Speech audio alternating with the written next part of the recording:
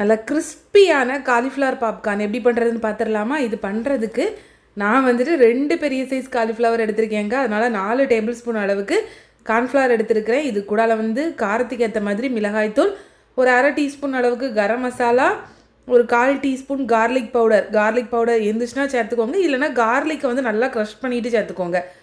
கூடவே உங்ககிட்ட என்ன ஹெர்ப்ஸ் இருக்கோ அதை சேர்த்துக்கோங்க. அதுக்கப்புறமா கண்டிப்பாக முடிஞ்ச வரைக்கும் ஒரு பேக்கெட் மேகி மசாலா சேர்த்துக்கோங்க. இதோட டேஸ்ட் ரொம்ப சூப்பராக இருக்குங்க. அதனால் நான் 2 காலிஃப்ளவர் எடுத்திருக்கேன். நான் வீட்டில் இது பொரிக்கவே காலி ஆயிரும். இது கூடால தேவையான அளவு உப்பு சேர்த்து லைட்டாக மிக்ஸ் பண்ணி விட்டுக்கோங்க. நல்லா மிக்ஸ் பண்ணி விட்ட அப்புறமா இது கூடால தண்ணி சேர்த்து தோசை மாவு, இட்லி மாவு அந்த மாதிரி கன்சிஸ்டன்சியெல்லாம் இல்லைங்க. இது கொஞ்சம் அதை விடவுமே நல்லா தண்ணியாக தான் இருக்கணும். அந்த மாதிரி மிக்ஸ் பண்ணி எடுத்துக்கோங்க. நீங்கள் ஒருவேளை இந்த காலிஃப்ளவர் பாப்கார்ன் ட்ரை பண்ணணும் அப்படின்னா ஒரு காலிஃப்ளவர்லாம் பத்தாதுங்க. அதனால் முடிஞ்ச வரைக்கும் ஒரு 2 காலிஃப்ளவராச்சும் வாங்கிக்கோங்க. காலிஃப்ளவர் சுடிதண்ணியில் போட்டு எடுத்து வச்சுருந்தேங்க. அதை நம்ம ரெடி பண்ணி வச்சுருந்தா அந்த கார்ன்ஃப்ளவர் மிக்ஸில் நல்லா கோட் பண்ணி ஒரு 1/2 அன் ஹவர் அப்படியே விட்டுட்டு அதுக்கப்புறமா அதை எடுத்து பிரெட் க்ரம்ஸில் நல்லா கோட் பண்ணி எடுத்துருங்க. இதை பிரெட் க்ரம்ஸில் கோட் பண்ணி நீங்கள் ஃப்ரீசரில் வச்சுட்டு ஒரு 1 வீக் வரைக்குமே யூஸ் பண்ணிக்கலாம். வெளியே வச்சிங்கன்னா அடுத்த நாளே ஸ்மெல் அடிக்க ஆரம்பிச்சிடும். அந்த ஸ்மெல்லு தாங்கவே செய்யாதுங்க.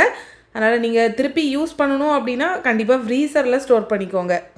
இது பிரெட் க்ரம்ஸ் நம்ம சிக்கன்லாம் ஒட்டுற அளவுக்கெல்லாம் இதில் ஒட்டாது. எந்த அளவுக்கு கோட் ஆகுதோ அந்த அளவுக்கு கோட் பண்ணி எடுத்துக்கோங்க. அதுவே போதும். ஏன்னா ஃப்ரை பண்ணும்போது ரொம்ப கிறிஸ்பியாக சூப்பராக வரும். இப்போ எல்லா காலிஃப்ளவருமே நல்லா பிரெட் க்ரம்ஸில் கோட் பண்ணி எடுத்தாச்சுங்க.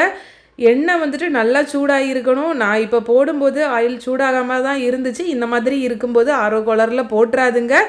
முடிஞ்ச வரைக்கும் ஒரு 90% ஆயில் ஹீட்டாக இருக்கணும். அப்போ தான் இது நல்லா கிறிஸ்பியாக சூப்பராக வரும். ஆயில் நல்லா சூடாகாமல் இருக்கும்போது நீங்கள் காலிஃப்ளவரை அதில் போட்டுட்டிங்கன்னா நிறைய எண்ணெய் குடித்த மாதிரி இருக்கும். அதனால தான் நல்லா சூடாகுன்னு அப்புறமா போட்டு ஃப்ரை பண்ணி எடுத்துக்கோங்க. இது நல்லா செவந்து வரணும். அதோட கலர் பார்க்கும்போதே உங்களுக்கு தெரியும். அது மட்டும் இல்லாமல் நம்ம கரண்டியில் எடுக்கும்போதே அது நல்லா கிறிஸ்பியாக இருக்கிறத நம்மளே ஃபீல் பண்ண முடியும். அந்த மாதிரி தான் இருக்கும். அந்த அளவுக்கு கிறிஸ்பி ஆனோடனே நீங்கள் எடுத்துட வேண்டியது தான். ரொம்ப கரிச்சு போகிற மாதிரிலாம் பண்ணிடாதுங்க. இந்த அளவுக்கு கலர் சேஞ்ச் ஆகி இருந்தாலே போதும். சூடு ஆறினப்புறம் பார்த்தீங்கன்னா இன்னுமே நல்லா கிறிஸ்பி ஆகிரும். கண்டிப்பாக நீங்களுமே இந்த காலிஃப்ளவர் பாப்கார்னை வீட்டில் ட்ரை பண்ணி பாருங்கள். உங்கள் வீட்டில் குட்டீஸ்க்கு ஒரு காலிஃப்ளவர் பிடிக்காதுன்னா கூட இந்த மாதிரி ட்ரை பண்ணுங்கள். விருப்பப்பட்டு சாப்பிடுவாங்க. ட்ரை பண்ணிங்கன்னா கண்டிப்பாக கமெண்ட்ஸ்லேயுமே ஷேர் பண்ணுங்கள்.